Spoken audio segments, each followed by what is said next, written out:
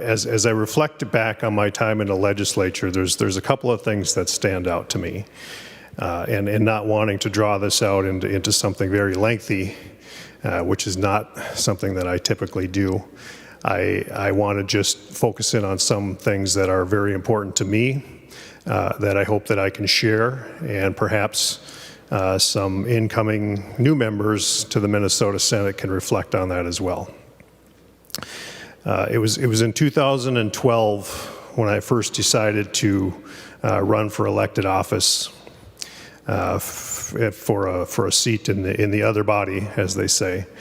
And it was kind of a last-minute decision, and I remember specifically and vividly, because we talk about it a lot, driving down the road with my wife in the car, and we were having a conversation about something completely unrelated, not relevant to the legislature, and I said, geez, you know, I think I might run for that 7B seat.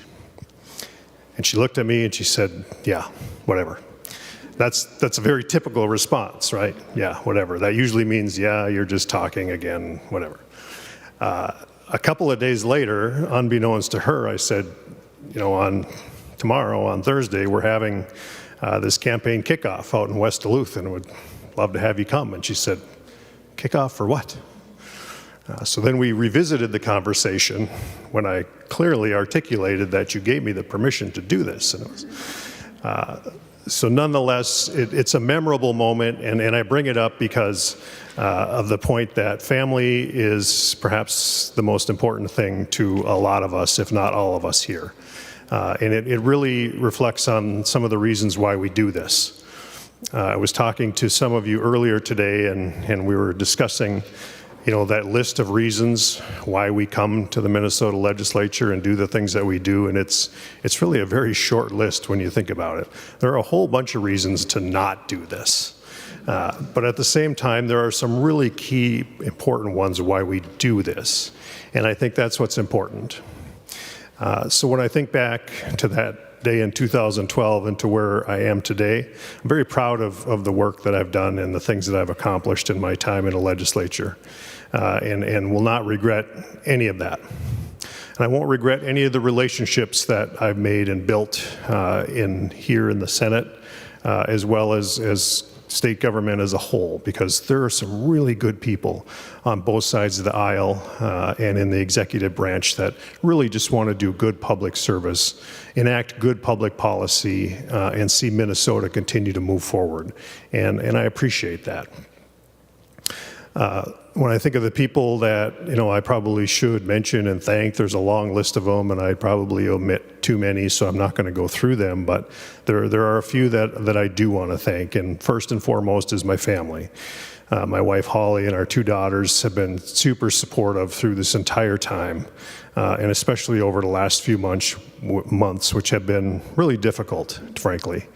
But I can't repay them for their support, but what I can do is ensure them that the work that I did here while I was here was for them, and it was for all of us. And hopefully that as Minnesota moves forward, we can appreciate that, because I know that I do.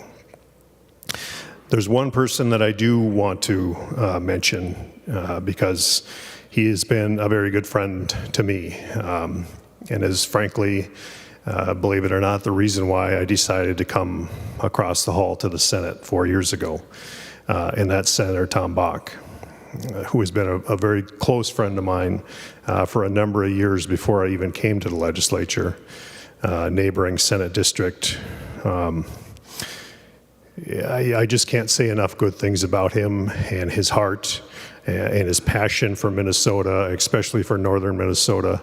It is so much appreciated, and the fact that you took the time, Senator, all those years ago to sit down with me and offer advice on questions that I had has really evolved into this kind of give and take discussion that we've had over the years, and I appreciate that.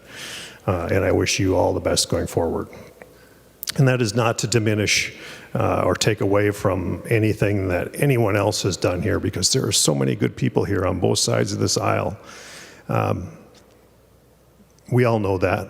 We all know this. People look at the legislature from the outside, very small group of people, I think, and say, boy, I wonder, what if they all could just get along? And I say back to them, I say, if you come here and you spend some time here, you will find that we do get along. There are some things that we fundamentally disagree on, and that we vote red and green, and we have these partisan issues, but by and large, we get along. And I think that's what's important. I think that's what's important for Minnesota. I think that's what's important for the Minnesota Senate. I would hate to ever see that slip into a space where things don't get accomplished because we can't get along.